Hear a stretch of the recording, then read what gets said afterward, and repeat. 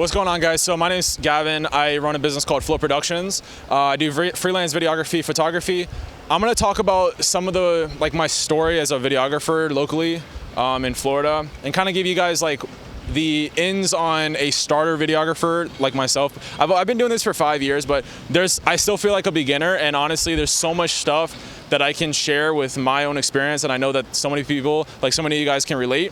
So I'm gonna start off with why I started. So I started off with a Canon T7i camera. I mean, that was the first camera that I had. I didn't even know what I was doing. I didn't even know that I wanted to do it for a living, but that's what I ended up doing. So I always was interested in cinematic things. I never would say I was a film buff, but I always was interested in that type of shit. But I knew music videos for sure, 100%, cool shit, cars, anything that looks cool, I wanted to record it. So I had mentors growing up when I first got my camera. I was involved with, I guess, just shooting random photography, but I never thought I was good enough to charge. I would have friends who would go on shoots, and I would go to conventions, shoot my own shit, vlog. I was really into vlogging, and also YouTube. I loved YouTube so fucking much.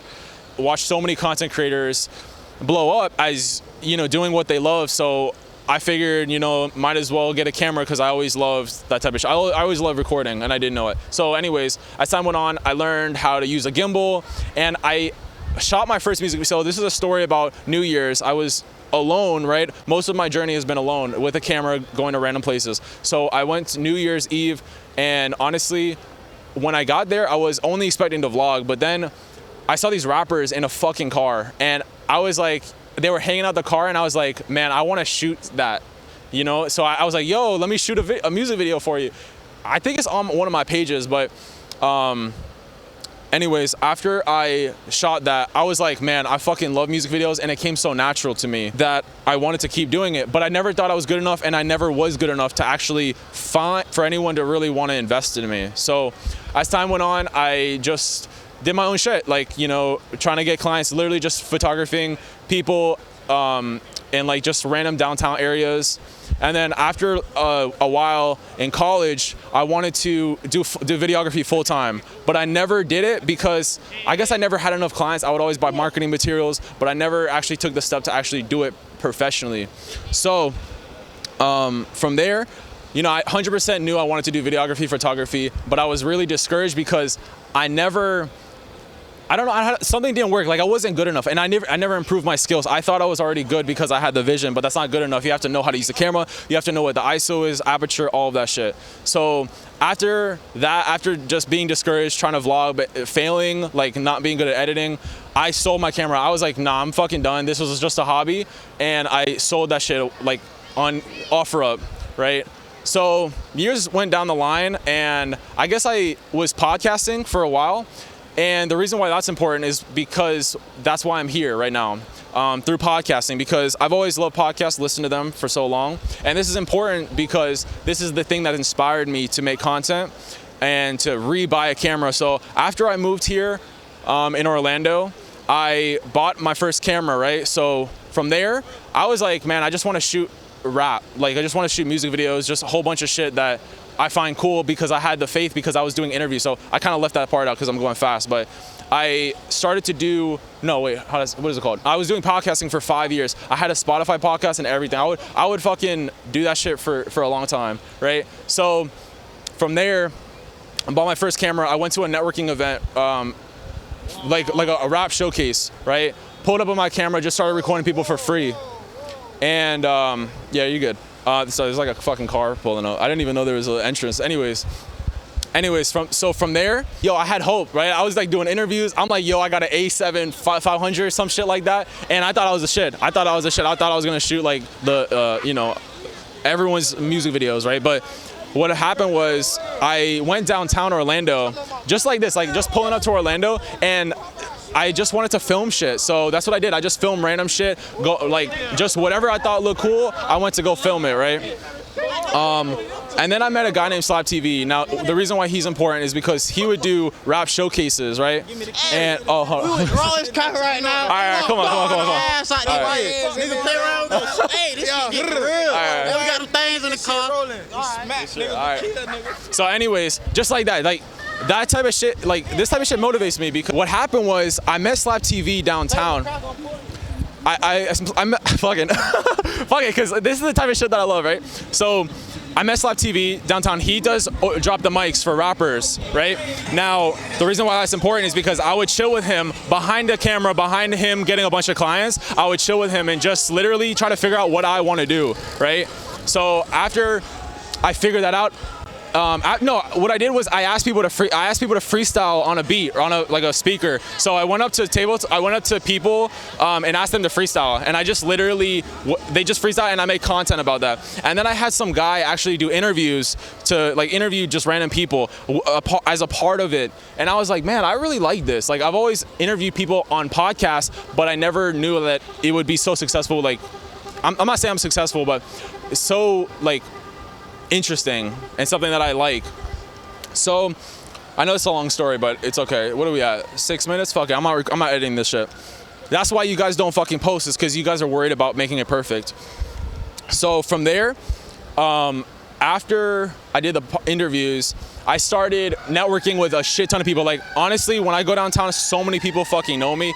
And that's not to say that it's because of the content, but it's because they see me put in the fucking work. I've seen so many people for years like have been like, damn, you've been putting so much work in. And even at my work, like I would show people my interviews at work. I was working at Walmart Specialty Pharmacy at the time, right? So from there, I think I got offered my first music video by like a local rapper who saw me put in work. Shout out Lifa, Said Life. And he gave me the opportunity to like shoot some music videos. So I shot like 3 of them, and from there, I just realized how good I was. You know what I'm saying? I realized that I could actually do it. And then, bro, I'm telling you, I worked my fucking ass off to learn all of the camera shit that I did not want to learn when I was coming up as a videographer. Again, I'm not saying I'm there. I'm not saying I'm him. I'm not saying I'm the best videographer. There's so many people that are better than me, but I had to grind my fucking ass off to be able to be confident in saying that I'm good. You know, we don't hear the struggles a lot as a videographer. We only hear like advice or people just like the good shit, right? The ones who already blew up, because it's hard to be a videographer nowadays. So doing music videos, doing ads for local people, anything that I could do for a client, I would be willing to do for almost any price, right? And the music videos were one of the things that I succeeded on. And I realized like, man, I'm really good because I already had the vision and I already listened to rap music enough to really know what these rappers want locally. And I've always been around the scene, so it was very easy for me. Anyways, from there, I just learned a bunch of shit like editing. So I used DaVinci Resolve to edit all my videos. And why that's so important is because I used to be a shitty editor until I actually gave a fuck about learning the material. It's like you have to be your own advocate in learning some shit. Don't expect people to pay you a lot of money if you don't know shit. Like honestly, a lot of videographers are just gonna sit here and be like, oh, I'm not getting clients. But like, how much education have you taught yourself and how much education have you paid for or like worked for? A lot of these people don't go on set. Like they don't actually record, but they want to be a videographer. Like they're waiting for clients to make them feel better that they're good. You know, and I get that you want to charge your thing, but there's a way to do it for free. Like there's a way to do free content for people and get paid for it down the road or on the spot, because people need to see your work sometimes in person, because no one has a lot of time to look at your whole portfolio. They need to look at you and be like, oh, I trust him because he did X, Y, and Z's content, or, you know, or just that your portfolio is amazing, that it catches their eye, right? And something is interesting that I noticed about videography and just like finding your way in this, because there's so many things you could record, but like, what's the best thing to record, right? So many videographers ask themselves that. I ask myself that a lot. So sometimes I'm like, am I even in the right niche? Like, and honestly, there's no real answer for that. It's just figure out what you want to do, and if what you want to do is looking different than you thought. Okay, let me just give you an example. Like if I want to shoot music videos for the rest of my life, sometimes pivoting to like higher paying clients, like commercials, corporate, allows me to reinvest that money into myself so I can increase the quality of my music videos. So like sometimes you have to take a step back to take 2 steps forward, like you guys know, but sometimes you have to hear from a fucking person who went through it. Obviously, you're gonna make mistakes as a videographer. Honestly, I made so many mistakes, but I've learned from them because I'm passionate about it. I'm passionate about giving people high quality work, and I'm passionate about the image that I create for people. That's another thing. You have to figure out if you really love this. Like, this business is hard because you have to be so passionate about it that you would do it for free. And if you're not willing to do that, work as a fucking as an assistant, because like if you want to do freelance and do your own shit, like you're gonna have to put in a lot of fucking work. You're gonna have to get discouraged, because that's what it takes to be an entrepreneur. And that's not to say you don't already know that, but in the videography world, you need to be so, this is my philosophy, you need to be so good that people can't ignore you. Because if you create an image where people can't ignore you, you're gonna get booked. People DM me all the fucking time. I mean, not all the time, but you know what I mean? Good enough to where I quit my job. Like, I was working at UFIT, bro. Like, and I hustled, bro. I was doing 9 to 5 hustling, thinking about editing, thinking about shooting. And honestly, like, I don't do this content a lot, but you know, sometimes like I need to do it more. And that's what I think is I'm struggling with, is like actually putting myself out there as like a brand, as a personality. That's what I realized, like so many videographers will give advice for. Create your brand, create a brand on your production. It's not always just the content that you produce, it's who's producing the content and do they trust you. With a lot of brands, you know, you go to Walmart, you look at fucking, let's say toilet paper, right? You don't buy the off brand, even though it's probably the same shit, because you trust the brand is gonna be consistently good. That's what you need to create in your clients, right? And also being around the right people. Like, you see, like, you have to be around the right people. And what does the right people mean, right? What do people mean? Like, oh, be around the rich people? No, like, be around the people that you can service, right? So if you do photography, go to places where they need photography and build your clientele. Now, some ways that you can do that is just shoot people for free, honestly, and just try to make it like you're giving a celebrity that photo.